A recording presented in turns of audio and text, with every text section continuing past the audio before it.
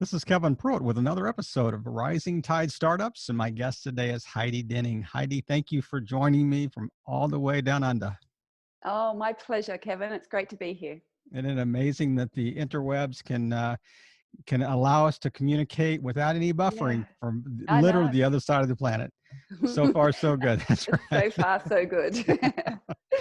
Well, share a little bit with our audience about Heidi Dening. Yeah, sure. My name is Heidi Dening. I'm a keynote speaker here in Australia and overseas. Normally that's my day Yeah, job. right. um, I'm an author and an experienced educator who specializes in improving the resilience of organizations and their people so they can better deal with times of stress, uncertainty, and change, which, as you can imagine, is pretty on brand Sure. right now. Yeah. Absolutely. I mean, yeah, you're either going to have all your events canceled or you're going to be highly in demand. There's no middle ground with the space that you're in. So tell us how you kind of transition Yeah. into this space from what you were doing before. Yeah. Okay. Well, it kind of starts with the tale of two businesses. The first one was when I started from my stinky garage with $200 worth of secondhand equipment. And that grew and transitioned. We were able to get a premises, had to move premises another 2 times as we got bigger and better. It was a health, fitness, and education company where we empowered our clients both here in Australia and around the world through online programs to move more, nourish their body, rejuvenate regularly, and build social connections with great people in their lives.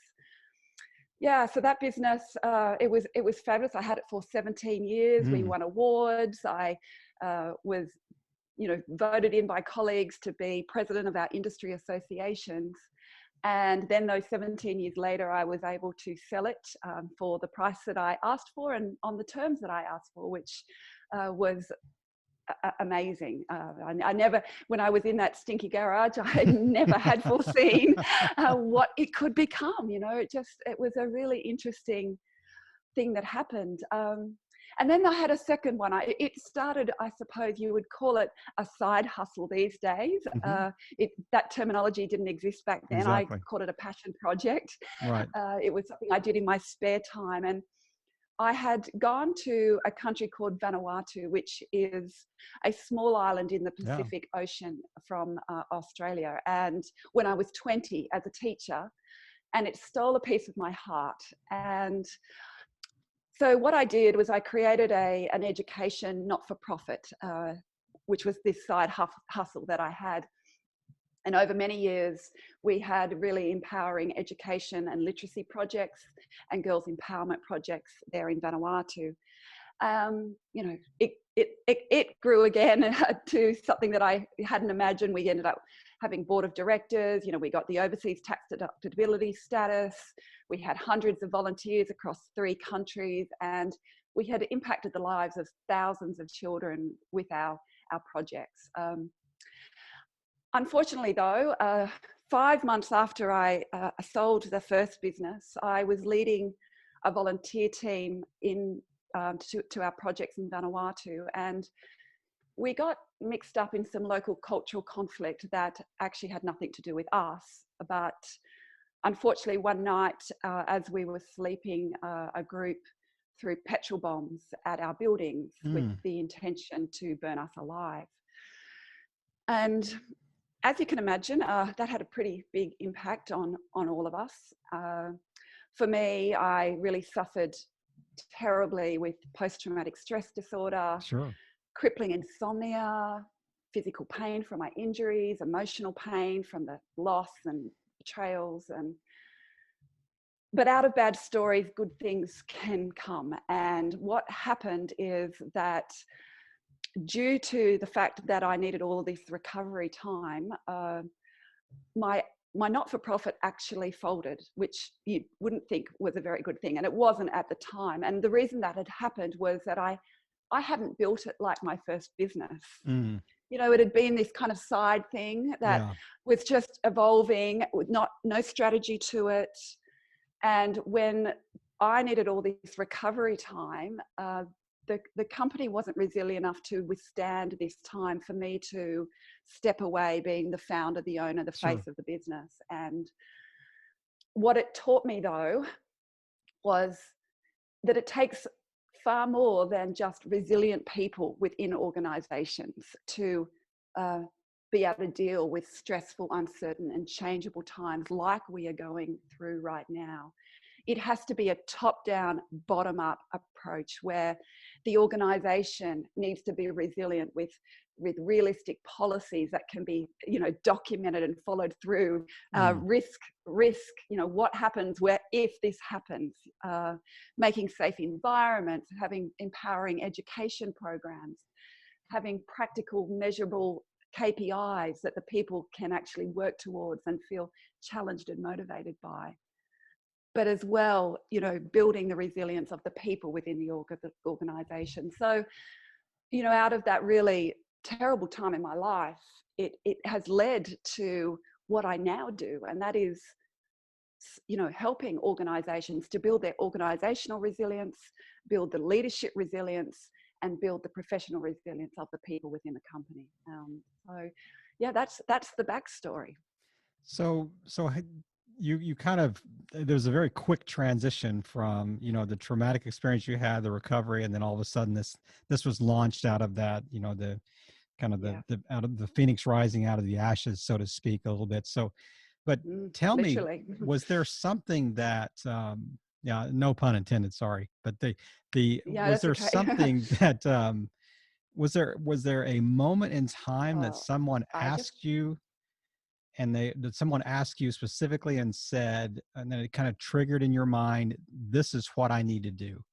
Was there some moment in that recovery process that someone said, could you help me with this little project, or you saw a need or whatever, and you just kind of stepped into that? Because that's a pretty big Yeah, leap. that's a great question because, after selling that first business, I had planned to take a year off, sabbatical, just hang out, chill out. As you know, when you've had a business for 17 years, we opened at 6 in the morning, we closed at 8:30 at night, 6 days a week. I mean, I was exhausted. I was ready for a good break. Yep. And I wanted not to put any pressure on myself about what was next.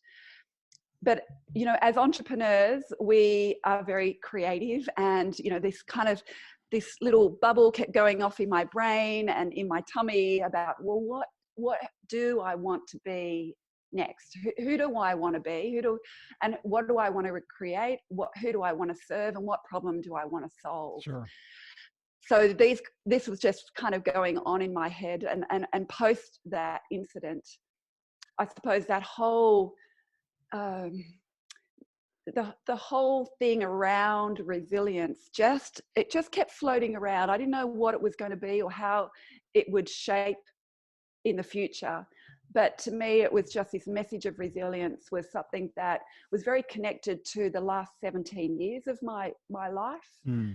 You have to be resilient to start a business. It's not Yeah, easy for sure. at all, and we all go through huge amounts of ups and downs. So I know that all business owners have a great level of resilience already, but yeah, it was more the fact that I knew that I had something to really shape and gift, and I knew I could serve such a big part of the community who I feel, I had started with getting asked into organizations to build the resilience of their teams. That were kind of just those types of lunch and learn Yep. workshops. Yep.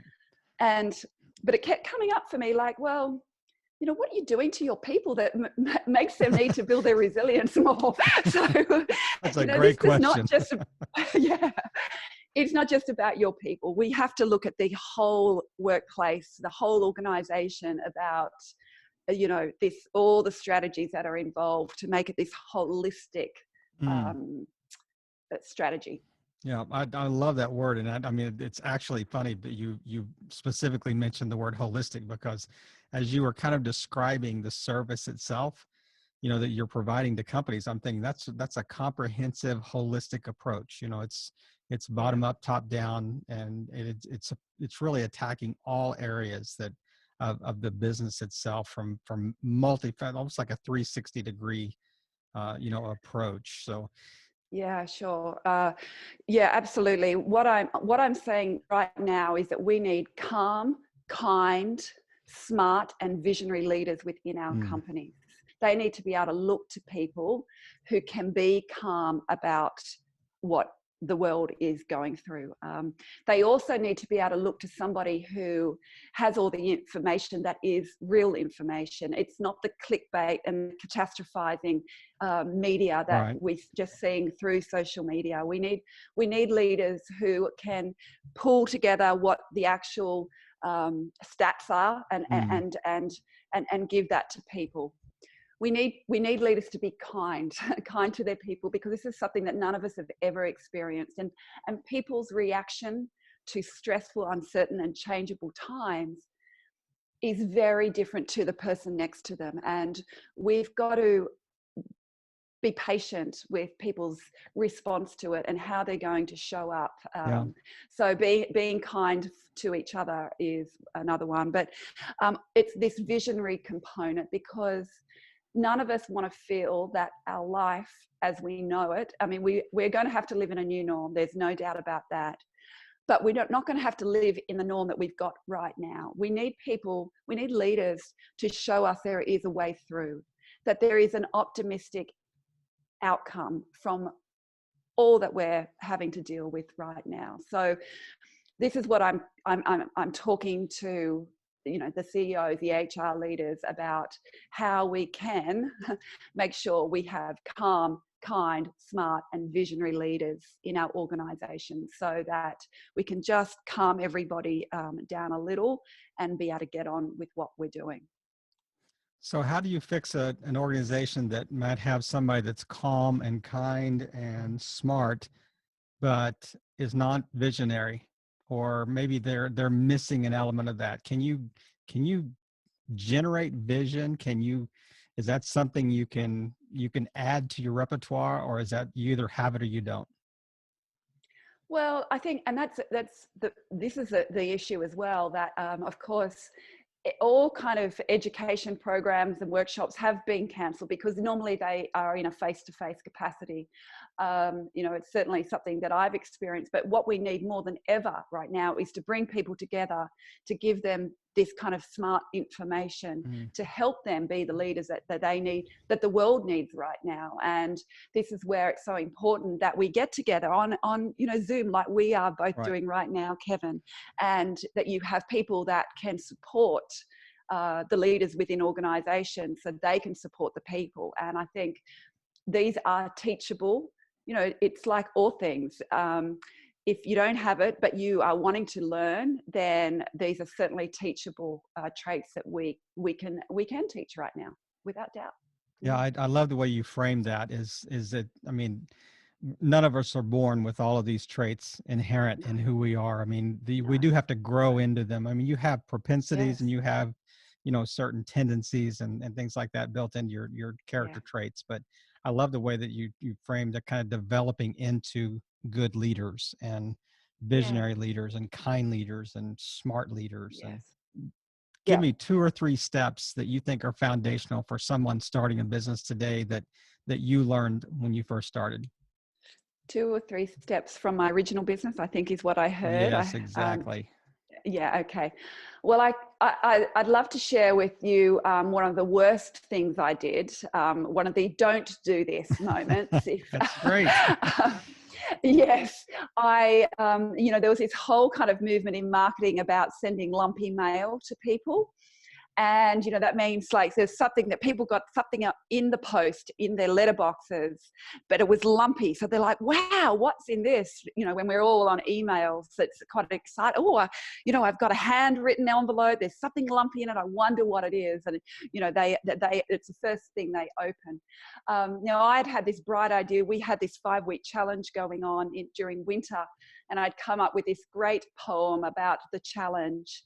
And I'd said something like, shake out the mothballs out of your life so you can have more vitality. I can't quite remember. And for lumpy mail, I'd put a mothball in everybody's envelope, thinking this was such a great idea. Of course, timing is everything. And I had done that just after the anthrax Oh, attacks in oh America, no. and without thinking about that. So I had numerous phone calls from people saying that they had nearly called the police because they thought somebody was sending them anthrax in the post, and that how dare I when they have children, and oh my gosh, it was a complete disaster. But yeah, anyway, it's all about the timing and making sure that you That be is aware of global hilarious. events. Yeah, It in wasn't at the hindsight, time. that's hilarious. That's right. Yeah, Oh my gosh. yeah, I've done the yeah. 150 interviews or so. That is the funniest startup story I've ever heard. Yeah, Okay, so we yeah. gotta don't do this. Now, how about a Don't couple of do. do Uh, these? do these. Yeah, Yeah, look, I think for me, the do these are certainly about understanding your target market. Who is it that you are wanting to serve, and what are the problems that they do have, that you know that you can serve for them.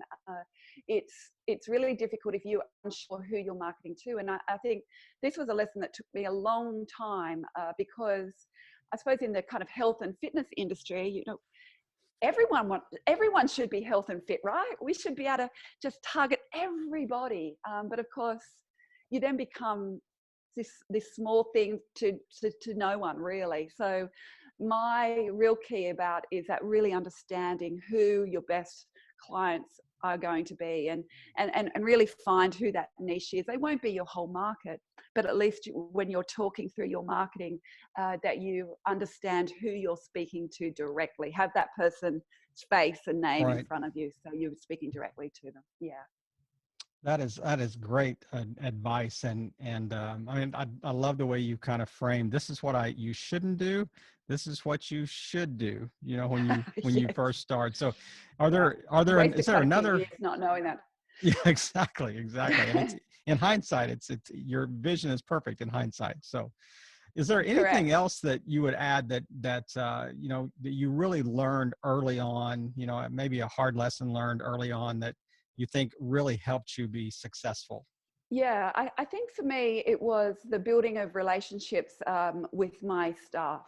Hmm, You that's know, good. you can't scale, you can't grow, you can't be a profitable business unless you have really good people on your team. And this doesn't stop with just being a good recruiter and making sure you've got the most skilled person within your company for whatever that might be. It's really about building relationships and getting to know them personally, getting to know their whole life, so that when times get tough, like times right now, that there are people who are willing to step up and be there for the business, for you, for themselves, because they know that you have done the right thing year after year after year to treat them well. Right. I think, putting your people first, your staff first, is the absolute key to business success. I love the way you framed that, and I think it is so true. And I mean, I think in the most difficult times, like sometimes we're facing right now. I mean, just the difficulties of the pandemic. It's amazing. So my last question is, Yes. what are you doing specifically in your business to kind of deal with the kind of pandemic? Yeah, well, at the moment, I'm recreating my business again. It seems, with the fact that I did conferences, events, workshops. This now has to be an online digital solution. So I'm curating all the education, all the information and content that I've had over so many years into a digital solution, which is my resilient leader program that I used to do within organizations. So recreating everything from the face-to-face work that I have been doing over the last number of years into a digital solution. So with this kind of resilient leader program that I've always done within organizations, with professional resilience, leadership resilience, workplace resilience, we're now recreating it into an online version where I'm having this type of conversation with the leaders so we can best put in place the strategies to help them get through these stressful, uncertain and changeable times. Well, it is very timely. Um, Yeah, it is. I mean, no pun intended again, but I just applaud you for being able to adapt so quickly, to whatever the current climate is. But is there anything I haven't asked you about that you would like to wrap up with? Look, I think that just with what I said before, we do need calm, kind, smart, and visionary leaders. Mm, And it's very easy for the leaders right now to be feeling not very resilient, because not only has the whole working life changed where people in their teams are now working from home, they may have been cut down with hours. They may have partners at home who've lost jobs. They've got children perhaps being homeschooled. I mean, there is just so many layers to the stress that people are experiencing that I really, I've got a tool that helps people measure their resilience. And I think it's a really important, like when we talk about KPIs and understanding our kind of starting reality, then we put things in place with the idea that we improve our KPI over here. Well, it's also important to understand our resilience KPI, like how are we going right now? And, I've always taught about our resilience being like a bucket. And when times are good, your bucket is strong and sturdy. When times get wobbly, like these ones, little rusty holes start forming. And as we know with rust, it starts off little and then gets a lot bigger. And once those big holes form, all our strengths and capabilities start flowing out. So what the idea of this quiz is that we get our starting reality right now. Like how are these really tricky times impacting us with our resilience? We know the impact it's having on us, actually. So it's about 2 minutes to get your score, and then you're able to put things in place to hopefully improve on that score, because we need resilient people to get us through these times. We're all feeling very out of control about what we have control over right mm. now, and there are many things we don't have control of.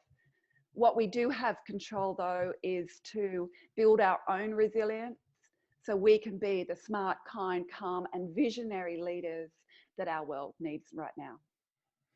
Well, Heidi, what a way to wrap up our chat tonight. It's early morning for you, but thank you Yeah, for just taking the time to kind of unpack this in such a timely, moment in history, that yeah, where we really need resilience, we need kindness, we need smart, wise, visionary leadership. And yeah. Heidi, just thank you again for just playing your part and helping all boats rise in a rising tide. Have a great day. You too, Kevin.